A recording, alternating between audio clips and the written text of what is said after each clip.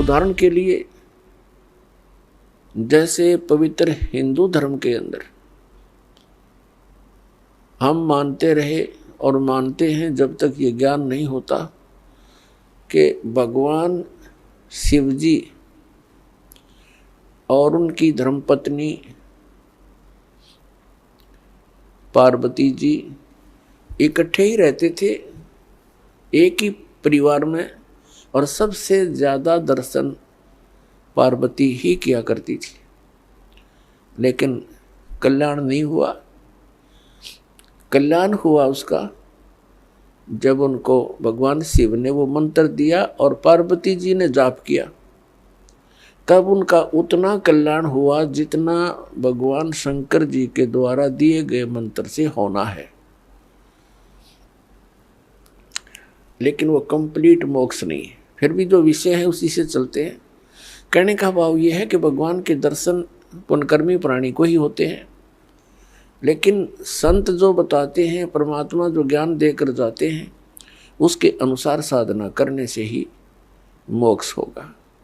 नाम की कमाई करनी पड़ेगी। कुछ एक ऐसे सिरफरे संत हैं, वो ये कहते हैं नाम की कमाई कुछ काम नहीं करे,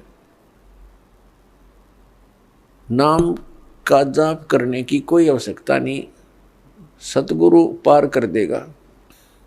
वो टीचर नहीं, वो दुश्मन है विद्यार्थियों का, जो विद्यार्थियों को ये कहता है कि तुमने पढ़ने की आवश्यकता नहीं, टीचर पास कर देगा।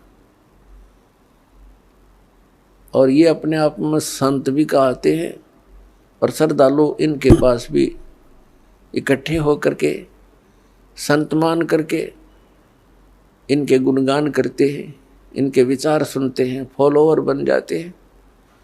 इसका कारण क्या है कि हमें बिल्कुल ज्ञान नहीं अध्यात्म का, और जब तक हमें अध्यात्म ज्ञान नहीं होगा ये संत हमारा ऐसे ही अंडोला बनाए रखेंगे।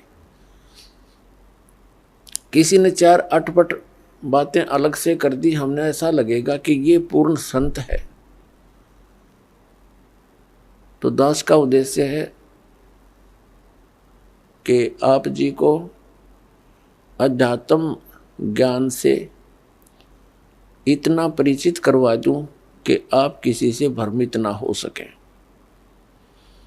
नाम दे देना ये तो आसान सी बात है, उसका आपने सिमरण करना है, बहुत अच्छी बात है। लेकिन बने बनाए काम ने बिगाड़ दिए। कोई सिर फिराक है कि वो संत पूर्ण है, वो ऐसा बताता है, वो ऐसा करता है,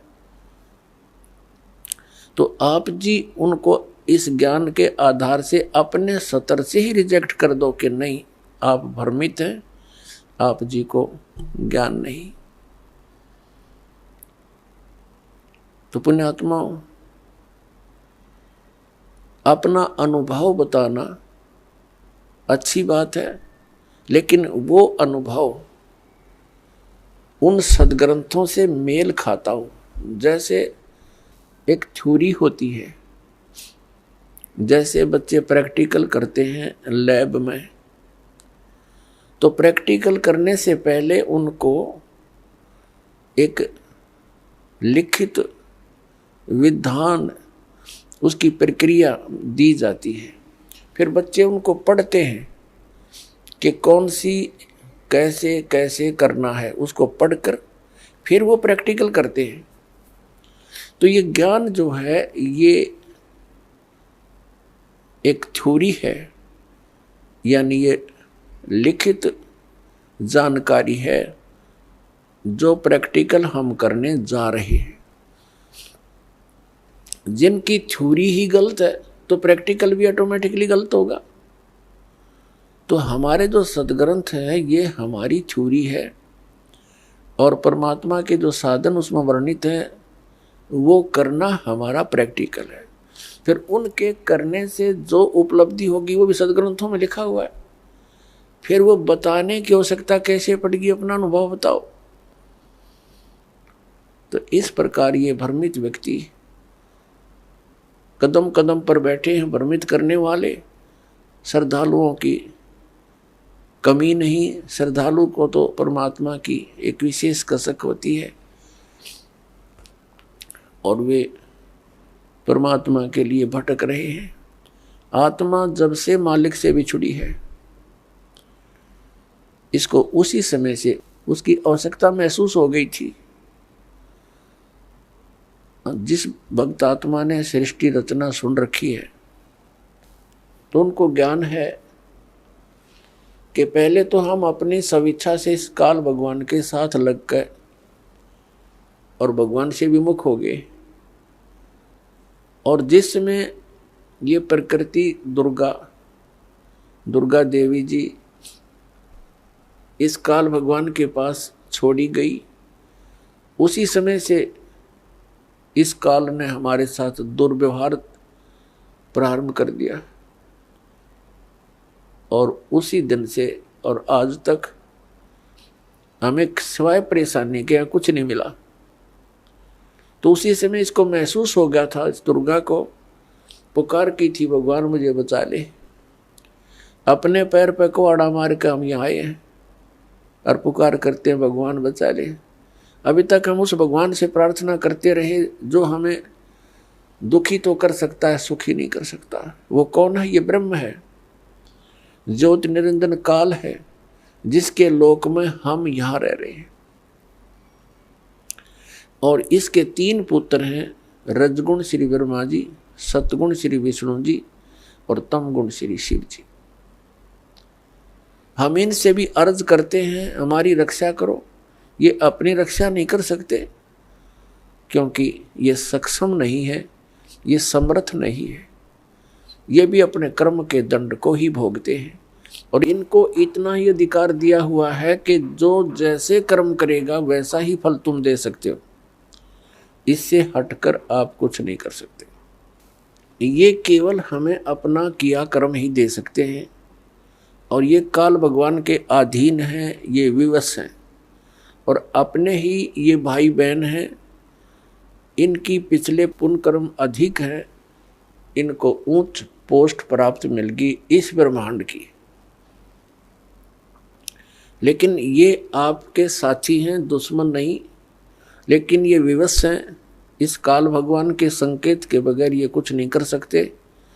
और इनको केवल जैसा कर्म प्राणी करता है वैसा ही फल देने का ही अधिकार है, इसे हटकर नहीं। ना ये किसी को सुखी कर सकते और ना ये किसी को दुखी कर सकते। इनसे हटकर जो और अन्य देवता हैं उनकी तो बात ही छोड़ो। तो कहने का भाव ये है कि जब से हम भगवान से बिछड़े हैं, संकटों को झेल रहे हैं, माँ कष्ट उठा रहे हैं, और ऐसे ही तड़प तड़प कर हम शरीर त्याग जाते हैं। और हम भगवान से पुकारते भी रहते हैं, सुनाई बिल्कुल नहीं होती है। जो कष्ट आना है आ ही जाता है। तो हम किस भगवान से पुकार करते हैं जो सुख दे ही नहीं सकते? और जो भगवान हमें सुख दे सकता है, हमारे प्रारब्ध के अंदर यानी किस्मत में लिखे हुए पापों को नाश कर सकता है, क्योंकि पापों के नाश होने से ही सुख हो सकता है जीव को। तो उसकी हमें जानकारी नहीं, उसका ज्ञान नहीं, क्योंकि इसका काल ने अपने बहुत से एजेंट तैयार कर रखे हैं जो संत कहलाते हैं, महंत कहलाते हैं। मंडलेश्वर आचार्य और शंकराचार्य कहलाते हैं। इन्होंने पूरे मानव को भ्रमित कर दिया। और साथ में ये काजी और मुल्ला और पीर और ये ईसाई धर्म के फादर, ये सब भ्रमित हैं। इनको किसी को भी अध्यात्म पूर्ण ज्ञान नहीं। ये सब काल के एजेंट हैं, इस ब्रह्म के ही पुजारी हैं। और हमने पूजा करनी है परम अक्षर ब्रह्म की। वो परम अक्षर ब्रह्म ही सब पापों को नाश कर सकता है। और जब तक पाप नाश नहीं होगा जीव सुखी नहीं हो सकता।